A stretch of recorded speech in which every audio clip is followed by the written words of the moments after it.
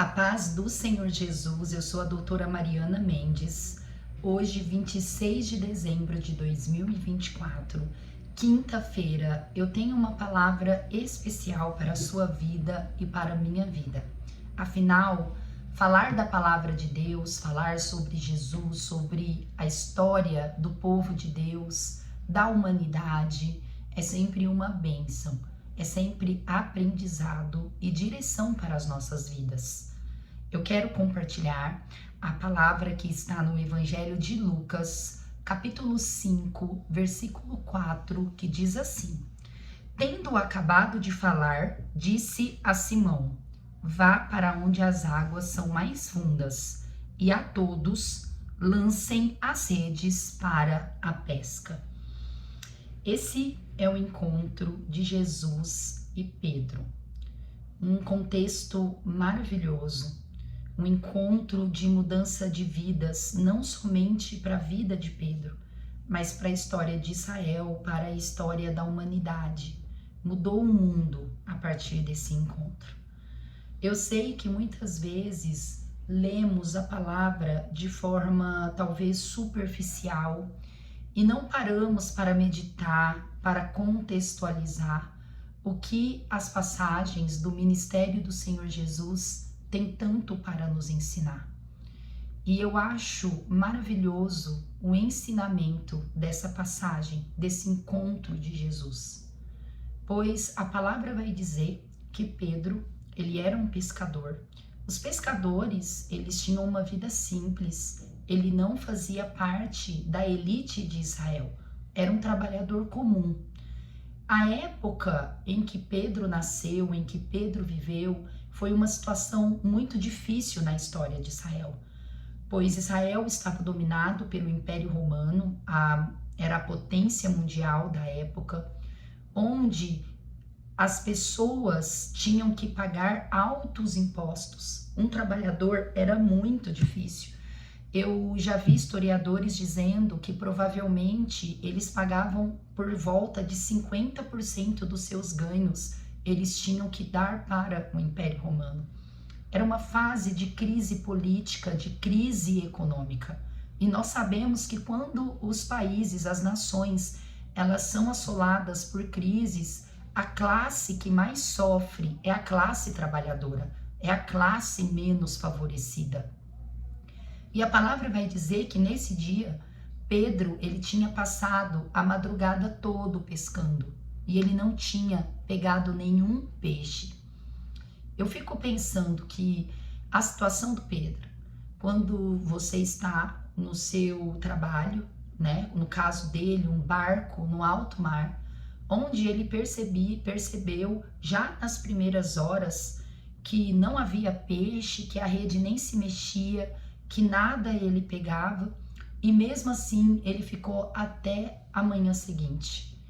Eu, quando medito em Pedro, eu penso que ele realmente necessitava muito daquela fonte de renda naquele momento, pois ele ficou perseverante a noite toda, mesmo não pegado nada. Pois a palavra do Senhor não diz que Pedro pegou poucos peixes. A palavra é clara: Pedro não havia pescado nada. Talvez Pedro estava precisando colocar comida na casa dele de forma imediata, talvez não havia nada na despensa dele. Talvez Pedro realmente estava devendo impostos para o Império Romano, e nós sabemos que os publicanos, juntamente com a guarda romana, não era uma cobrança amigável, era algo que realmente era humilhante, era opressor. Nós não sabemos qual que era o contexto, mas nós sabemos que Pedro era casado, ele tinha uma esposa, Pedro tinha uma sogra que até durante o ministério ela estava doente. Não sabemos o contexto familiar, qual que era de fato o problema do Pedro, mas eu creio que Pedro havia uma urgência por aqueles peixes. E é nesse contexto que Pedro, desanimado, na beira da praia, preocupado, não tinha pegado nada, e ele encontrou Jesus.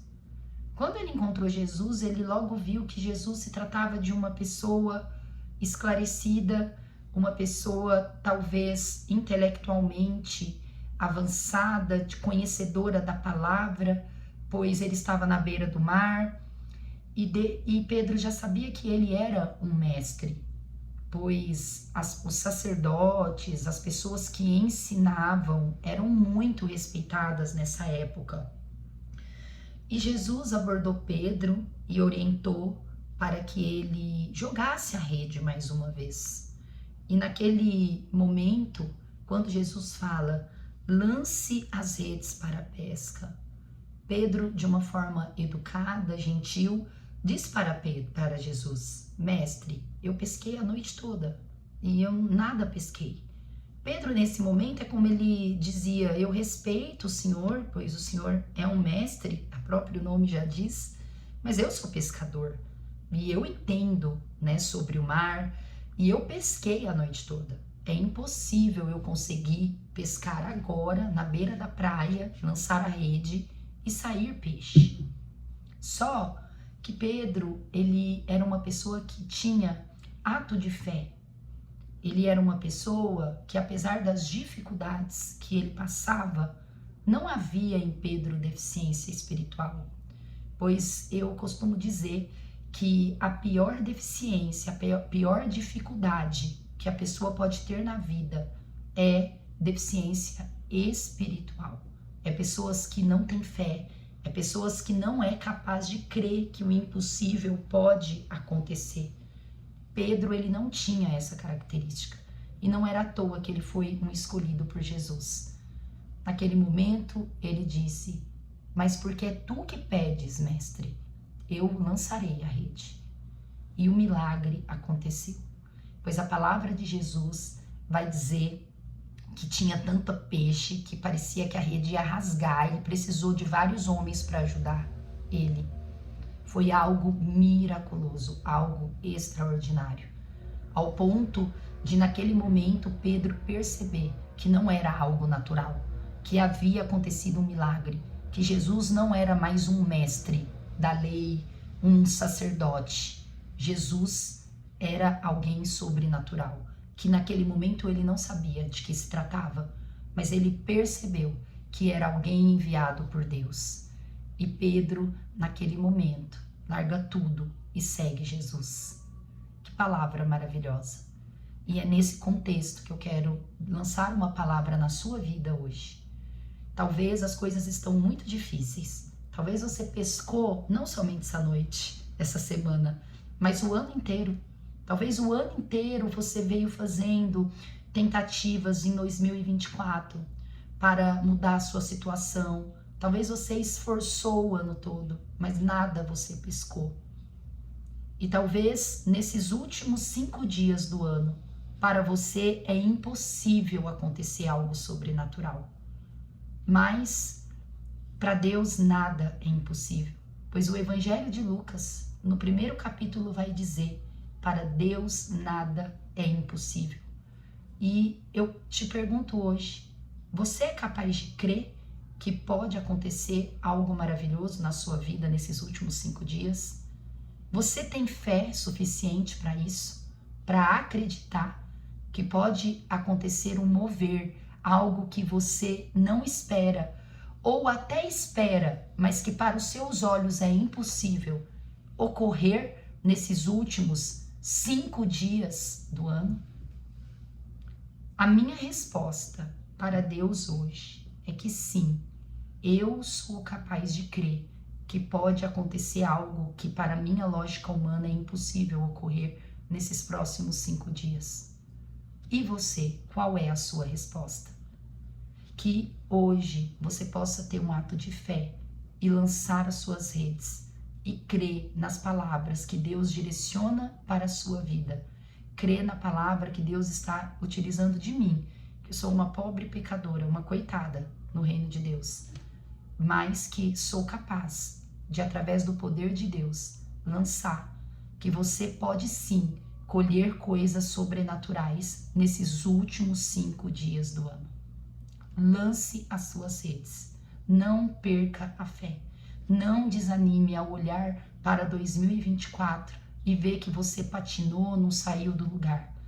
Creia que a partir de agora, Deus pode mudar toda a perspectiva da sua vida e fazer você pescar grandes milagres e preparar um ano de 2025 maravilhoso para a sua vida, pois eu creio que 2025 será maravilhoso para mim.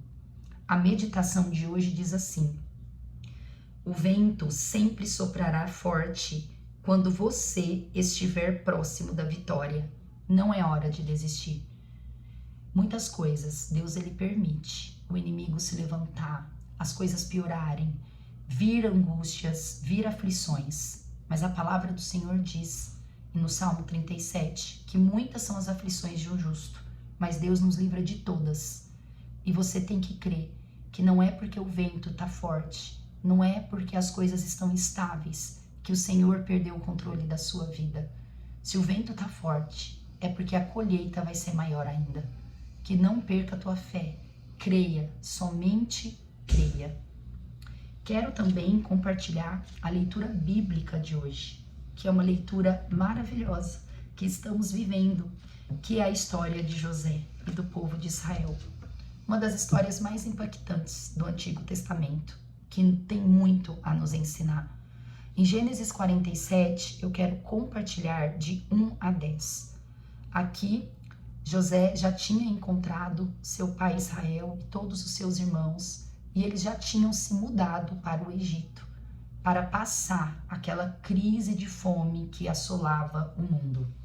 Pois José, como Deus revelou para José, seria 7 anos de fome intensa no mundo, e havia comida apenas no Egito, pois Deus revelou para José qual seria a estratégia para não faltar comida para o Egito.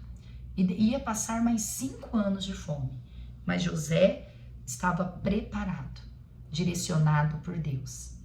E nesse momento, José, muito feliz com os seus irmãos, com o seu pai, José foi dar a notícia a Faraó sobre o que tinha ocorrido e também apresentar sua família para o Faraó. E é essa passagem que eu quero compartilhar, que diz assim: José foi dar as notícias ao Faraó. Meu pai e meus irmãos chegaram de Canaã com suas ovelhas, seus bois e tudo o que lhes pertence. E então agora estão em Gósen. Depois escolheu 5 de seus irmãos e os apresentou ao Faraó. Perguntou-lhes o Faraó: em que vocês trabalham? Eles lhe responderam: teus servos são pastores, como os nossos antepassados. Disseram-lhe ainda: viemos morar aqui por uns tempos, porque a fome é rigorosa em Canaã, e os rebanhos de teus servos não têm pastagem. Agora, por favor, permite que teus servos se estabeleçam em Gósen. Então Faraó disse a José: seu pai e seus irmãos vieram a você, e a terra do Egito está à sua disposição. Faça com que seu pai e seus irmãos habitem na melhor parte da terra. Deixe-os morar em Gósen, e se você vê que alguns deles são competentes, coloque-os como responsáveis por meus rebanhos. Então José levou seu pai Jacó ao Faraó e o apresentou a ele. Depois Jacó abençoou o Faraó. E este lhe perguntou: quantos anos o Senhor tem? Jacó respondeu ao Faraó: são 130 anos da minha peregrinação. Foram poucos e difíceis, e não chegam aos anos da peregrinação dos meus antepassados. Então Jacó abençoou o Faraó e retirou-se. É maravilhoso meditar nessa passagem, porque quando avaliamos a vida dos irmãos de José, a conduta dos irmãos de José, nós sabemos que os irmãos de José, aos nossos olhos, não mereciam tal honra, pois Faraó também o honrou. Faraó deu a melhor terra do Egito para eles e também deu posses, deu poder, pois falou para José: se alguém tiver competência para ser líder dos meus rebanhos, pode passar para eles.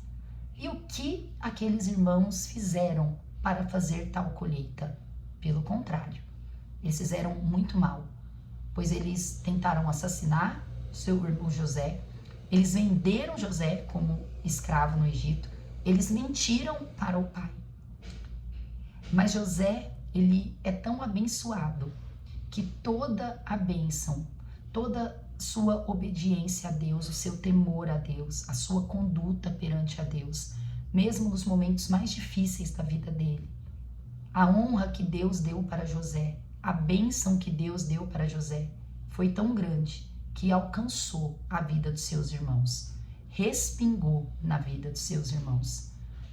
Deus, ele me ensina que quando nós somos justos, quando nós somos íntegros, quando nós somos obedientes à sua palavra, quando nós tentamos mais acertar do que errar, quando temos temor a ele, a nossa bênção é tão grande que respinga até em pessoas ao nosso redor que nada fizeram para colher.